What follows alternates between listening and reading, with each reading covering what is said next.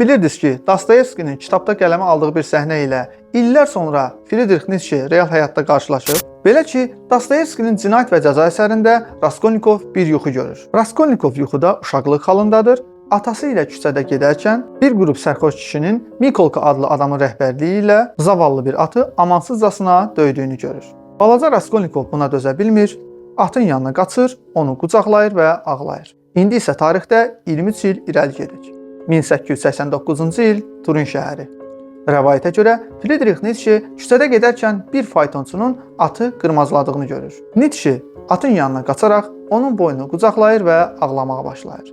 Bu hadisədən sonra onun psixi vəziyyəti kəskin şəkildə pisləşir və Nietzsche ömrünün sonuna qədər əvvəlki vəziyyətinə qayıtmır. İndi isə ən qəribə sual budur. Dostoyevski Nietzsche'nin taleyini 23 il əvvəl yazmışdı, yoxsa bu sadəcə dəhşətli bir təsadüf idi? Fikirlərinizi şərhlərdə bildirməyi unutmayın. Bu kimi maraqlı videoların davamını istəyirsənsə, səhifəmi izləməyi unutma.